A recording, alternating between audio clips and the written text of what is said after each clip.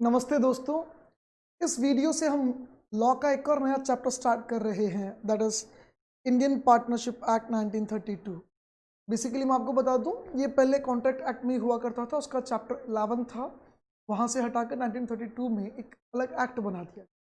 आप लॉजिकली समझें, पार्टनरशिप मतलब क्या है। कुछ लोग आपस में ये एग्री हो रहे हैं, ये कॉन्ट्रैक्ट करें कि हम साथ में मिलकर बिजनेस करेंगे, यही हो रहा है ना। तो आपस में कहने का कॉन्ट्रैक्ट बन रहा है। तो ये कॉन्ट्रैक्ट एक्ट का ही पार्ट था, लेकिन बाद में एक अलग एक्ट बना दिया गया। जैसे सेल्स ऑफ गुड्स एक्ट पहले चैप्टर 7 में था, फिर नया एक्ट बना, वैसे ही चैप्टर 11 था कॉन्ट्रैक्ट एक्ट का, उसका नया एक्ट बन गया।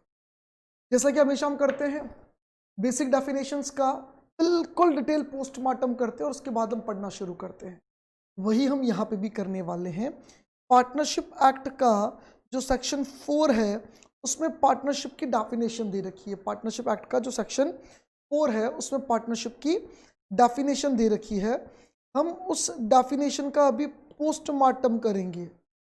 सेक्शन 4 में जो लिखा हुआ है ना, partnership is a relationship between persons who have agreed to share profits of a business carrying on by all और any one of them acting for all.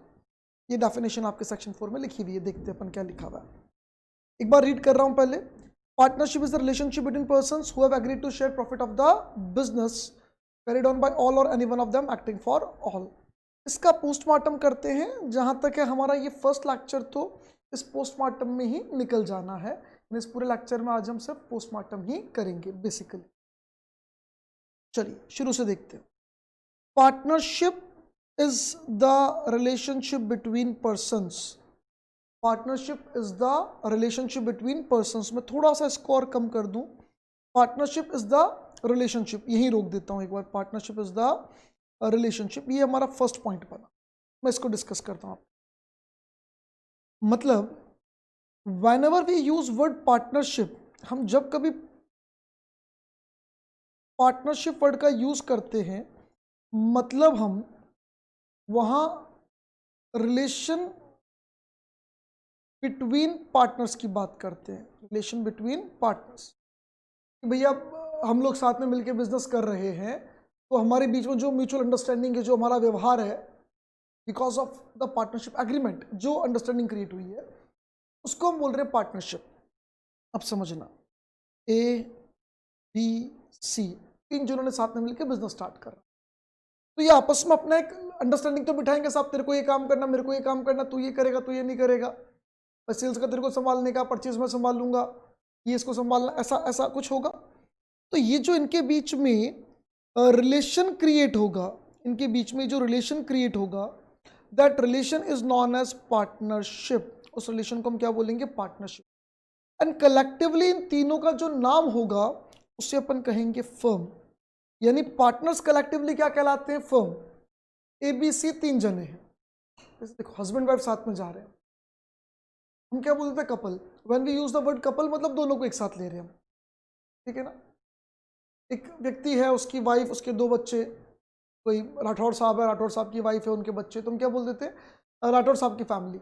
हमने वर्ड यूज किया, फैमिली वर्ड यूज किया, मतलब हमने सबको ले लिया, बच्चों को भी ले लिया, वाइफ को भी ले लिया, हमने ऑल इंक्लूड कर लिया उसमें, उस वर्ड में।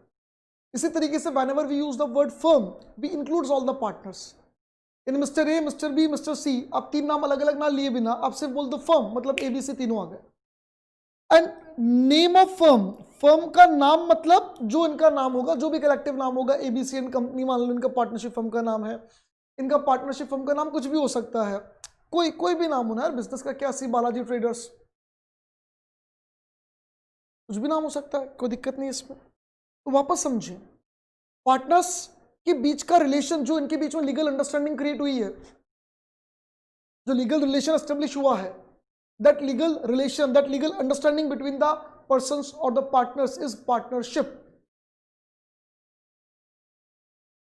ऑल द पार्टनर्स कलेक्टिवली क्या कहलाएंगे? फर्म। फर्म मतलब ABC, जितने भी पार्टनर्स ABCDEFG, जो भी पार्टनर सब कलेक्टिवली एक साथ आ गए, और फर्म का नाम मतलब उन सबका जॉइंट नेम, सबको जॉइंटली हम बोल रहे हैं फर्म। और फर्म का नाम अगर मान लो ABC एंड कंपनी है, तो ABC एंड कंपनी क्या है? सारे पार्टनर्स का एक कंबाइंड नेम हो गया, जॉइंट नेम हो। तो पार्टनरशिप क्या है? रिलेशनशिप है। पार्टनरशिप क्या है? रिलेशनशिप है। पार्टनर्स को कलेक्टिवली हम क्या कहेंगे? फर्म। पार्टनर्स कलेक्टिवली क्या कहलाएंगे? फर्म। अब कलेक्टिवली पार्टनर्स को पार्टनरशिप नहीं कहोगे, वो पार्टनर्स, उनके बीच का रिलेशन पार्टनरशिप और कलेक्टिवली फर्म। आगे देखो क्या लिखा है, between persons, between persons, spelling देखो PERSONS,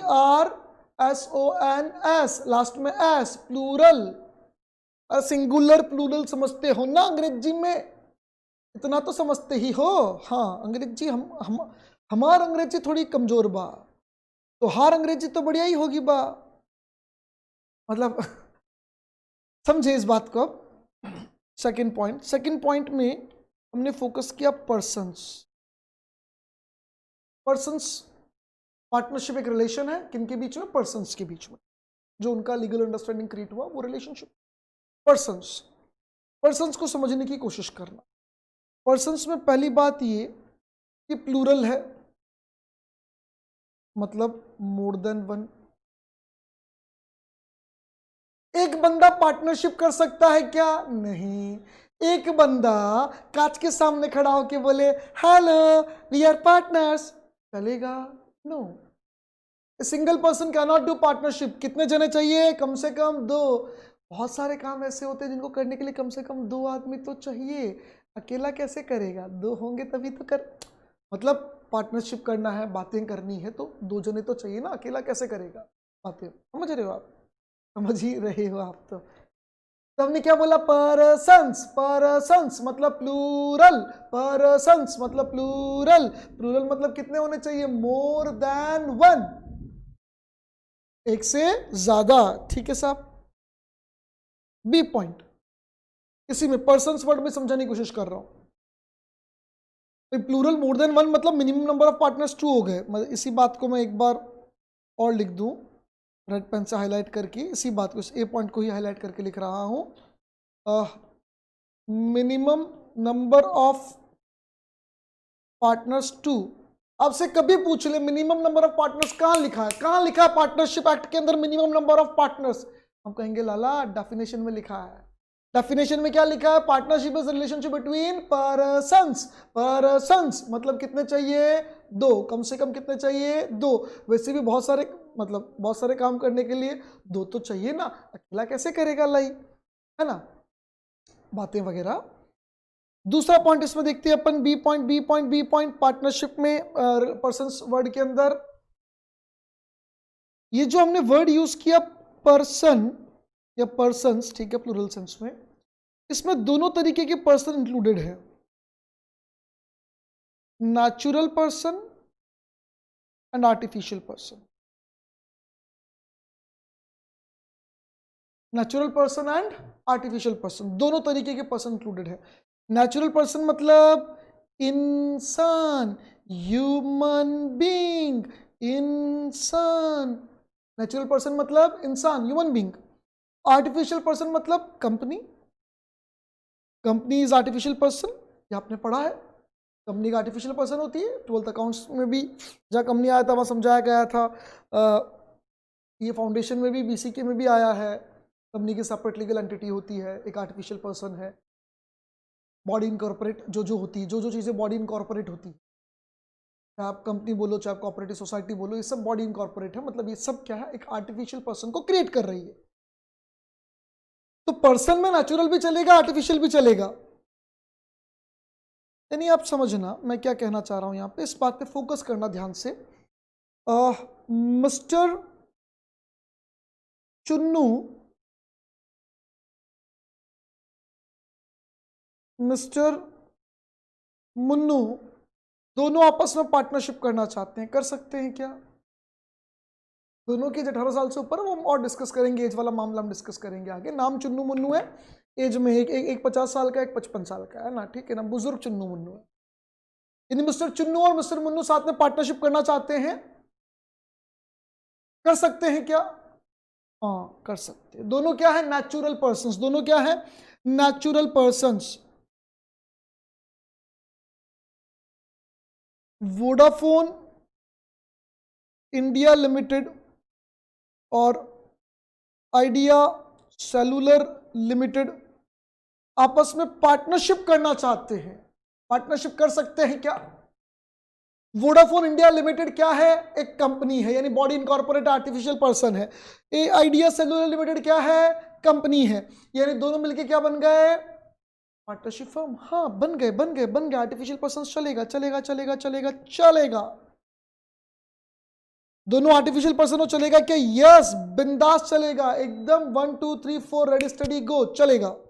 दोनों नेचुरल पर्सन है, पार्टनरशिप कर सकते हैं, हाँ। दोनों आर्टिफिशियल पर्सन है, पार्टनरशिप कर सकते हैं, हाँ। एक और केस बना लेते हैं जो आपके माइंड में आ रहा है, वही वाला। एक तरफ तो मिस्टर चुन्नू है और एक तरफ वोडाफोन इंडिया लिमिटेड है, यानी एक नेचुरल पर्सन एक आर्टिफिशियल पर्सन पार्टनरशिप कर सकते हैं क्या? दोनों नेचुरल पर्सन पार्टनरशिप कर सकते हैं, हाँ। एक नेचुरल और एक आर्टिफिशियल पर्सन कर सकते हैं कि नहीं कर सकते? क्या लगता है? तुम बोलो ना यार, तुम भी इंटरेक्ट किया करो, बोला करो, अच्छा लगता है ना यार। तुम्हारे को भी क्लास में इन्वॉल्वमेंट बढ़ेगा, मेरे को भी मजा आता है। बोलो बोलो बोलो, क्या लगता है आपको? अरे बोलो, आपके मन की बात सीधी यहां सुनता हूं मैं दिल पे, तुम तो बोलो। दो नेचुरल पर्सन कर सकते हैं, क्लियर है। दो आर्टिफिशियल पर्सन कर सकते हैं, ये बात भी क्लियर है। एक नेचुरल और एक आर्टिफिशियल पर्सन आपस में पार्टनरशिप कर सकते हैं क्या? यस। क्या लिखा था? Partnership is a relationship between persons. बोला कि आर्टिफिशियल, बोला नेचुरल नहीं, क्या बोला? पर्सन्स।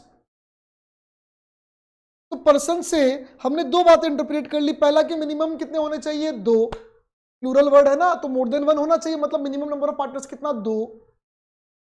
पर्सन्स वर्ड से दूसरा बात हमको समझ में आ गया कि आर्टिफिशियल पर्सन भी चलेगा, नेचुरल पर्सन भी चलेगा। आर्टिफिशियल पर्सन, नेचुरल पर्सन दोनों पार्टनरशिप कर सकते हैं। चलिए,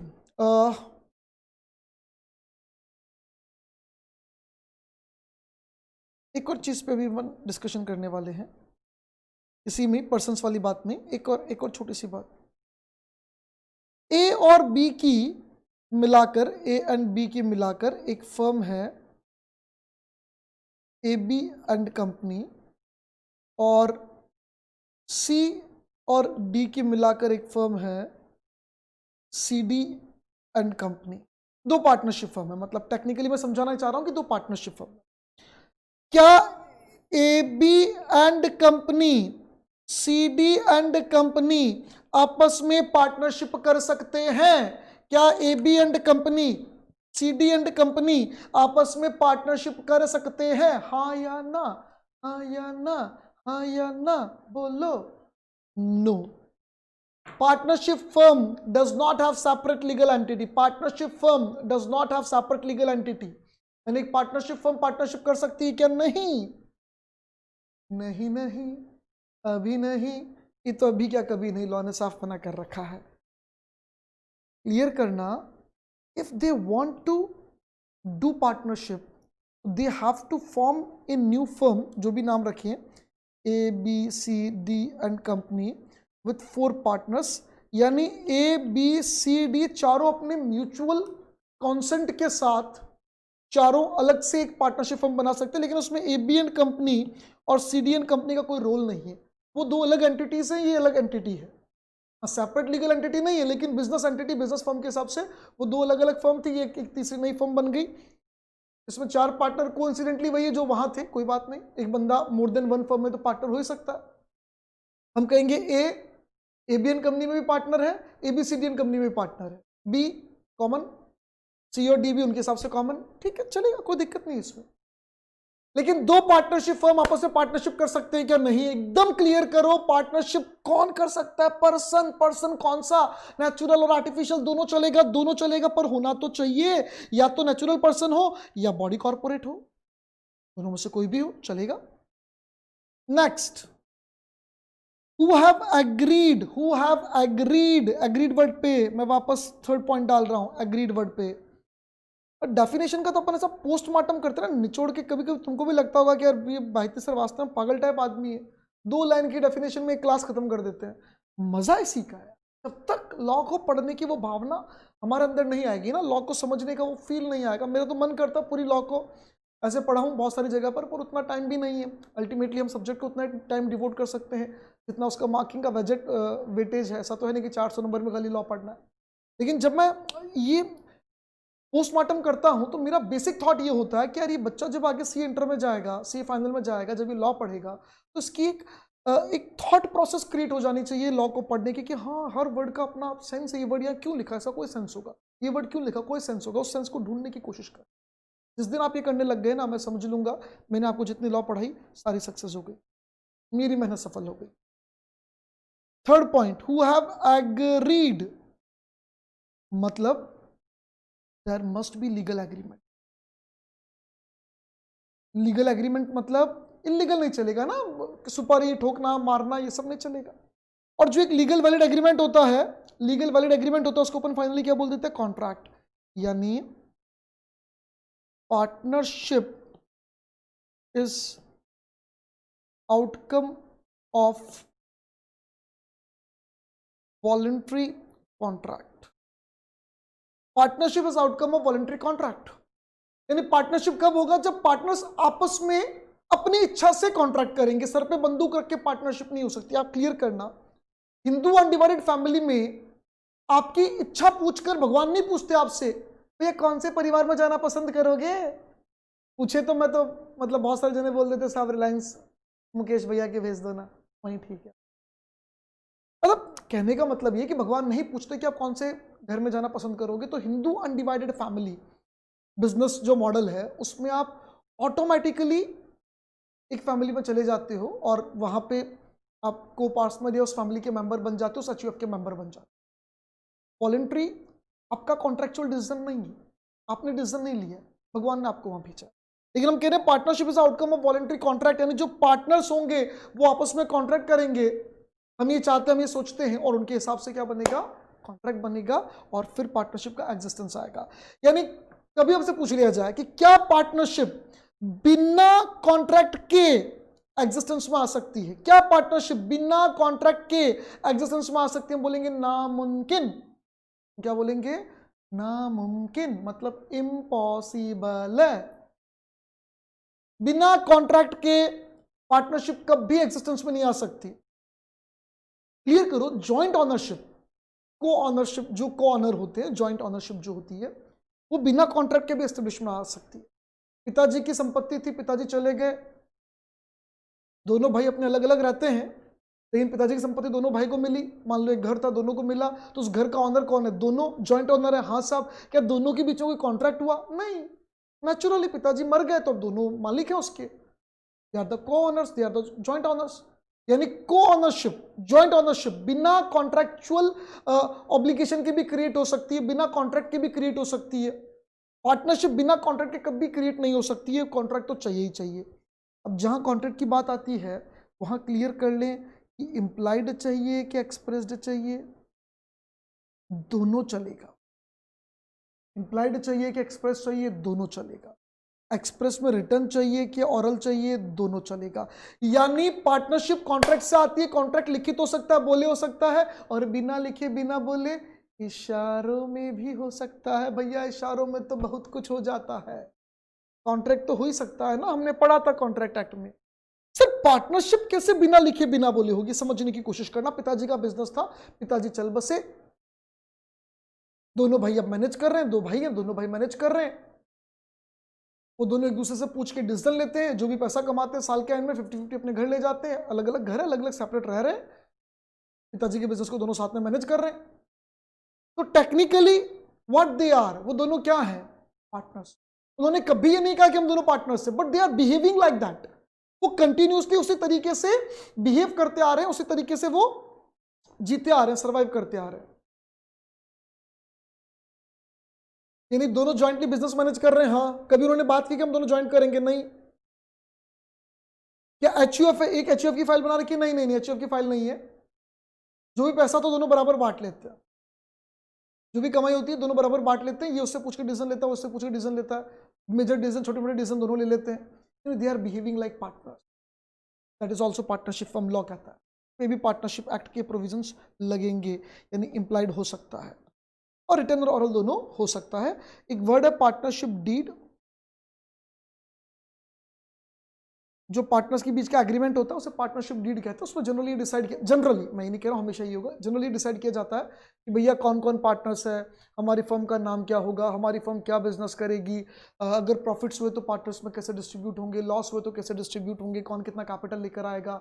आप लोगों ने पढ़ा होगा, आपको पता होगा, interest on capital, interest on drawing, etcetera etcetera, सब चीजें डिसाइड की जाती है। यानी who have agreed, agreed word को हमने निचोड़ा तो हमको समझ में आया कि एक लीगल एग्रीमेंट होना जरूरी है, मतलब कॉन्ट्रैक्ट होना जरूरी है। कॉन्ट्रैक्ट रिटर्न हो सकता है, ओरल हो सकता है और अप्लाइड भी हो सकता है।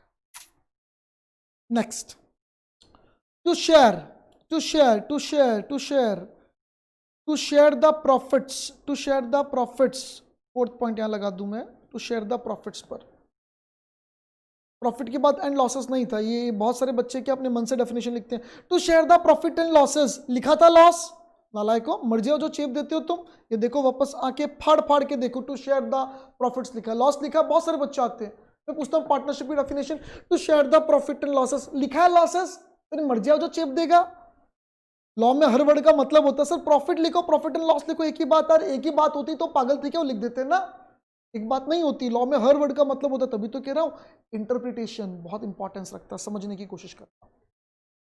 क्या लिखा हम लोगों ने यहां पे, फोर्थ पॉइंट था ये, टू शेयर प्रॉफिट। तो क्लियर करें, sharing of profits is compulsory, sharing of profits is compulsory, but sharing of losses is not. Sharing of profit is compulsory but sharing of losses is not. Profit sharing compulsory है पर loss share करना compulsory नहीं। Profit share करना compulsory है लेकिन loss share करना compulsory नहीं है। मतलब A, B, C तीन पार्टनर्स है, इन्होंने कहा प्रॉफिट है तो हम आपस में बांटेंगे। मान लो रेशियो इनका है 2:1:1, ठीक है ना, इनका अपना रेशियो, इनकी मर्जी है, जैसे इनको जो जितना काम कर रहा हो, कैपिटल लगा रहा हो, उनकी अंडरस्टैंडिंग है। रेशियो कुछ भी हो सकता है, पार्टनर्स जैसा चाहे वैसे डिसाइड कर ले, कोई दिक्कत नहीं। और फिर उन्होंने ये भी डिसाइड किया कि अगर लॉस होगा तो 1:1, ए नहीं लेगा लॉस में हिस्सा। क्या ये पार्टनरशिप है? यस। पार्टनरशिप में एक पार्टनर लॉस नहीं शेयर कर रहा तो भी चलेगा, यहां बिल्कुल चलेगा। लॉ ने क्या बोला, partnership is the relationship between person who have agreed to share the profits. तो शेयर प्रॉफिट्स में दो तीन बातें समझ लो। पहली बात, sharing of profit compulsory, sharing of losses compulsory नहीं है। सारे पार्टनर लॉस शेयर करें जरूरी नहीं है, लेकिन प्रॉफिट सबको शेयर करना जरूरी है। यानी क्लियर कर लो, अगर प्रॉफिट शेयरिंग नहीं है तो पार्टनरशिप नहीं। हम दोनों साथ में मिलकर बिजनेस करेंगे, आप और मैं, हम दोनों साथ में मिलकर बिजनेस करेंगे, जो भी प्रॉफिट होगा मेरा, आपको 10,000 रुपया महीना मिलेगा। नाराज मत हो, 20,000 रुपया महीना मिलेगा, क्या बात कर। हम दोनों साथ में मिलकर बिजनेस करेंगे, हम दोनों पार्टनर्स हैं, हम वर्ड यूज कर रहे हैं, हम दोनों पार्टनर्स हैं, लेकिन प्रॉफिट मेरा और आपको 20,000 रुपया पर मंथ मिलेगा। लॉ कहता है भले ही बोलो पार्टनर्स, ये पार्टनरशिप आप सर पे महामूर्ख लिखने के लिए, हमने कहा था ना, अब हम सी वर्ड का यूज नहीं करेंगे, see doesn't seem nice, that's why महामूर्ख। ये महामूर्ख बनाने के लिए आप ये जो पार्टनर वर्ड का यूज कर रहे हो कर लो, but it is not partnership. Law कहता है पार्टनरशिप तभी होगी जब शेयरिंग ऑफ प्रॉफिट होगा। क्या बिना शेयरिंग ऑफ प्रॉफिट पार्टनरशिप हो सकता है? क्या नहीं? शेयरिंग ऑफ प्रॉफिट कंपलसरी है, यस, 100% कंपलसरी है। यानी क्लियर करो, दो तीन बातें आप सिंपल बोल रहा हूं, आपको शॉर्ट में समझ में आनी चाहिए। पार्टनरशिप फर्म में शेयरिंग ऑफ प्रॉफिट कंपलसरी है, यस, लेकिन हर वो जगह जहां प्रॉफिट शेयर होगा वहां पार्टनर्स हैं जरूरी नहीं है। कंपनी में भी डिविडेंड के नाम पर प्रॉफिट शेयर होता है, but they are not partners. कई बार मैनेजर को फर्म में अपॉइंट किया जाता है, मैनेजर को रखते हैं, हम बोलते हैं इंसेंटिव देंगे, प्रॉफिट का 5% तू मेहनत कर, होता है ना, मैनेजर को अपॉइंट किया, उसको हम इंसेंटिव दे रहे हैं, प्रॉफिट का 5% 4%, ठीक है ना, तो हम प्रॉफिट दे रहे हैं बट नॉट पार्टनर। तो शेयरिंग ऑफ प्रॉफिट कंपलसरी है पार्टनरशिप में, यानी प्रॉफिट शेयरिंग के बिना पार्टनरशिप नहीं हो सकती, पर हर वो जगह जहाँ प्रॉफिट शेयरिंग है वहाँ पार्टनरशिप होगी जरूरी नहीं है। प्रॉफिट शेयरिंग तो कंपनी में भी डिविडेंड के नाम पर होती है, एम्प्लॉय को भी आप प्रोपोर्शन ऑफ प्रॉफिट दे सकते हो इंसेंटिव के नाम पर वहां पार्टनरशिप नहीं है।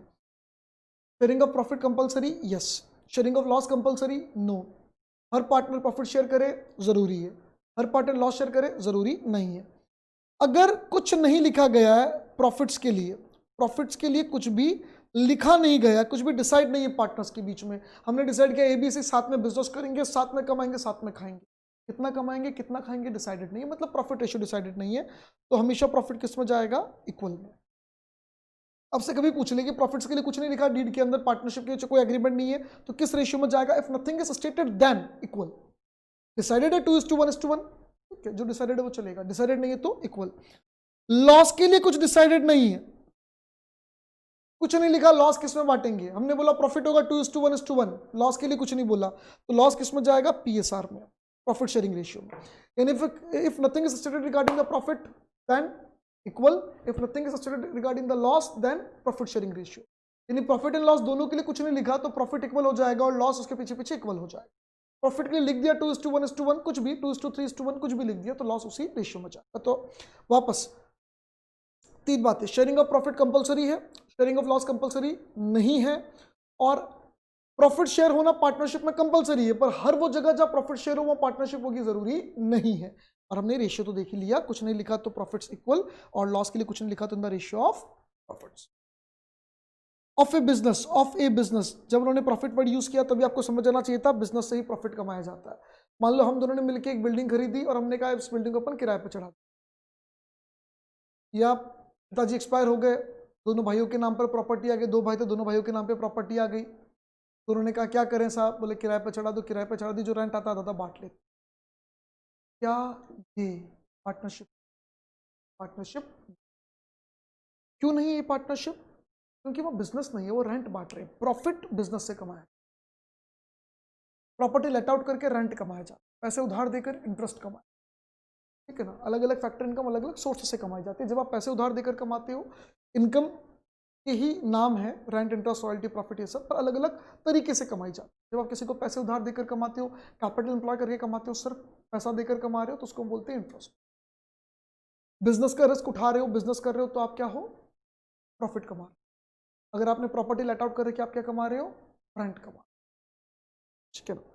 तो बिजनेस कर रहे हो यानी आप प्रॉफिट कमा रहे हो, और प्रॉफिट शेयरिंग कंपलसरी मतलब बिजनेस कंपलसरी, सिर्फ प्रॉपर्टी लेट आउट करना बिजनेस नहीं है, बिजनेस इंक्लूड्स एवरीथिंग। लॉ में नहीं लिखा हुआ कि आप प्रोफेशन चलाओगे, आप दवाई की दुकान खोलोगे, आप स्कूल चलाओगे, आप कोचिंग इंस्टीट्यूट चलाओगे, आप रेस्टोरेंट चलाओगे, कुछ भी नहीं लिखा। लॉ कहता है बिजनेस मतलब हर वो एक्टिविटी जो रेगुलर नेचर की है और प्रॉफिट अर्निंग के लिए, रेगुलर सिंगल ट्रांजेक्शन में, रेगुलर मतलब एक ड्यूरेशन है, एक अच्छा ड्यूरेशन।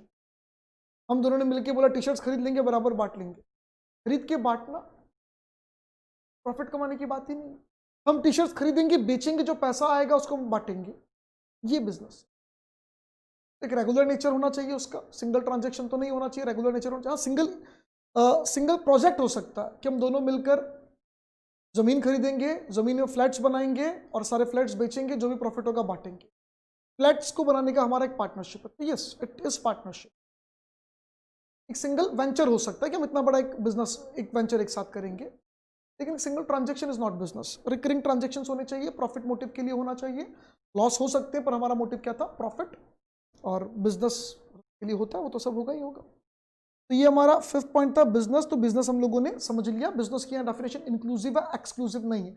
एक्सक्लूसिव डेफिनेशन का मतलब होता है जिसमें लिख दिया जाता है कि ये बिजनेस है, इसके अलावा कुछ बिजनेस नहीं, उसको बोलते हैं एक्सक्लूसिव लिस्ट या एक्सक्लूसिव डेफिनेशन। भैया कोचिंग इंस्टीट्यूट, स्कूल, रेस्टोरेंट, बस, इसके अलावा कुछ भी काउंट नहीं होगा, ये inclusive list, exclusive list, sorry exclusive list. एक होता है इंक्लूसिव लिस्ट, इंक्लूसिव लिस्ट का मतलब होता है जो ये कंडीशंस फुलफिल करेंगे वो सब इसमें इंक्लूड हो जाएंगे। कंडीशंस क्या, रिकरिंग नेचर का है और प्रॉफिट मोटिव के लिए किया जा रहा है, खत्म बात। तो ये 2 चीजें पूरी कर रहे हैं वो सब बिजनेस है। उसके बाद लिखा है कैरीड ऑन बाय ऑल और any one of them acting for all, carried on by all और any one of them acting for all. ये जो 6 पॉइंट है ये पार्टनरशिप की आत्मा है। पेज ले ही लेते हैं थोड़ा सा, लास्ट से डेफिनेशन खत्म हो ही रही है। तुम लोग वास्तव में कभी कभी बोर हो जाते होंगे यार, एक डेफिनेशन पे व्यक्ति एक पूरी क्लास खींच लेता है, पागल जैसे बोलता रहता है, पता नहीं क्या करता है यार, लगता होगा ना ऐसा। चलिए, लास्ट 6 पॉइंट था कैरिड ऑन बाय ऑल और acting any one of them acting for all. इसे हम बोलते हैं म्यूचुअल एजेंसी। अब समझिए ना म्यूचुअल एजेंसी क्या है। म्यूचुअल एजेंसी दुनिया में सिर्फ पार्टनरशिप फर्म में ही पाई जाती है और कहीं नहीं पाई जाती। ये सिर्फ और सिर्फ पार्टनरशिप फर्म में पाई जाती है। क्या समझना? एक तो होता है एजेंसी। एजेंसी में क्या होता है, जैसे मान लो ए प्रिंसिपल है, बी उसका एजेंट है। प्रिंसिपल जो बात बोलेगा एजेंट को वो काम करना है, विद इन अथॉरिटी काम करना है, और इसके काम के लिए अल्टीमेट जिम्मेदारी किसकी होगी? प्रिंसिपल। यानी एजेंट ने विद इन अथॉरिटी अगर कोई भी गलती की, कोई भी लायबिलिटी इनकर करी उसने, तो उस लायबिलिटी का जिम्मेदार कौन होगा? प्रिंसिपल। यानी इसको मान लो गुड्स खरीदने का अधिकार था, इसने गुड्स खरीदा, अब पेमेंट करना, पेमेंट करना लायबिलिटी है, पेमेंट करने की जिम्मेदारी किसकी बनेगी? ए की, प्रिंसिपल की। इसे बोलते हैं एजेंसी। होता म्यूचुअल एजेंसी। म्यूचुअल एजेंसी क्या? ए और बी में ए प्रिंसिपल है और बी एजेंट है, और वापस ये प्रिंसिपल है और ये उसका एजेंट है, यानी दोनों एक दूसरे के प्रिंसिपल एजेंट है। म्यूचुअल एजेंसी है, दोनों एक दूसरे के प्रिंसिपल और एजेंट है, हम बोलते हैं mutual agency. Mutual agency partnership में यही होता है, हर पार्टनर एक दूसरे का प्रिंसिपल भी, एक दूसरे का एजेंट। अभी तो हमने बोला कि पार्टनरशिप फर्म का बिजनेस सभी कैरिड ऑन कर सकते हैं, सभी के बिहाफ पर कोई भी कर सकता है, क्योंकि कोई भी सभी का एजेंट है। कोई भी सभी का एजेंट है, मतलब 4 पार्टनर है, तो इन चारों में से कोई भी बाकी सबका एजेंट है। ये प्रिंसिपल है, ये एजेंट है। ये एजेंट जो करेगा प्रिंसिपल उसके लिए बाउंड होगा। यानी एबीसी 4 पार्टनर है, ए ने गुड्स खरीद लिया, पेमेंट करने की जिम्मेदारी किसकी बनती है? एबीसी डी से किसी की भी बनती, मतलब सबकी बनती, क्योंकि ए जब गुड्स खरीद रहा था तो वो बाकियों का क्या था? एजेंट था। और अगर डी मान लो कोई लोन ले लेता है बैंक से, उसको बोला तेरे को फाइनेंस संभालना है, उसको लगा पैसा कम पड़ रहा, उसने लोन ले लिया बैंक से, ठीक है सर, वो बोला फाइनेंस संभालना है, लोन वोन चाहिए तो ले लेना, उसने ले लिया। अब लोन का रीपेमेंट का जिम्मेदारी किसका? खाली डी का? नहीं, एबीसी का भी, क्योंकि हर पार्टनर एक दूसरे का प्रिंसिपल, एक दूसरे का एजेंट है। अगर ए ने परचेज किया तो पेमेंट करने की जिम्मेदारी ए बी सी डी सबकी पड़ती है, क्योंकि ए इन सबका प्रिंसिपल एजेंट है और प्रिंसिपल भी है। ये म्यूचुअल एजेंसी, इसके लिए सब जिम्मेदार होंगे, सब में ये खुद भी जिम्मेदार होगा। हर पार्टनर खुद का लिए भी प्रिंसिपल एजेंट है, एक तरीके से बोलूं तो। इसने अगर कोई एक्टिविटी की तो उसका जिम्मेदार वो खुद भी बनेगा, वो खुद भी प्रिंसिपल है वहां पर। इसलिए तो पार्टनरशिप फर्म के लिए हमने क्या वर्ड यूज किया? कैरिड ऑन बाय ऑल, सभी उस बिजनेस को चला रहे हो, या एनी वन ऑफ देम, उनमें से कोई भी एक चला ले, सभी के बिहाफ पर चलेगा। यानी सभी के बिहाफ पर का मतलब क्या होता है? इसके बिहाफ पर ये काम कर रहा, मतलब ये उसका प्रिंसिपल है, ये एजेंट है। एजेंट हमेशा ऑन बिहाफ ऑफ प्रिंसिपल होता है ना। बिहाफ का लीगल टर्म्स में मतलब ही क्या है कि इसके बिहाफ पर वो है, इसके बिहाफ पर है, मतलब कि वो जो भी करेगा उसकी जिम्मेदारी इसकी बनती है। वो प्रिंसिपल, ये प्रिंसिपल, वो एजेंट है। Acting for all on behalf of, मतलब any one acting for all, सबके लिए काम कर दे, वो सबके लिए काम कर दे, मतलब वो सबको रिप्रेजेंट कर रहा है, सबको रिप्रेजेंट कर रहा है, मतलब वो सबका एजेंट है। This is mutual agency. Mutual agency और कहीं नहीं होती। अगर आप ज्वाइंट ऑनर्स हो तो आप म्यूचुअल एजेंट नहीं हो, आपके काम के लिए सामने वाला जिम्मेदार नहीं होगा और सामने वाले के लिए आप जिम्मेदार नहीं हो। कंपनी में कोई एक शेयर होल्डर के द्वारा किए गए किसी काम के लिए बाकी शेयर होल्डर जिम्मेदार नहीं है। पार्टनरशिप फर्म ऐसी है जहां म्यूचुअल एजेंसी हो, जहां पर हर पार्टनर एक दूसरे का प्रिंसिपल भी, एजेंट भी है। कोई एक पार्टनर सबके लिए एक्ट कर सकता है, और ये अधिकार जनरली हर पार्टनर को होता है। एक्सेप्शनल केसेस अलग होंगे, वह हम बात करें। ये डेफिनेशन थी हमारे सामने सेक्शन 4 में पार्टनरशिप की। नेक्स्ट वीडियो में वापस मिलते हैं, आगे बात करेंगे, डिस्कशन करेंगे। थैंक यू, बाय बाय, जय हिंद, जय भारत।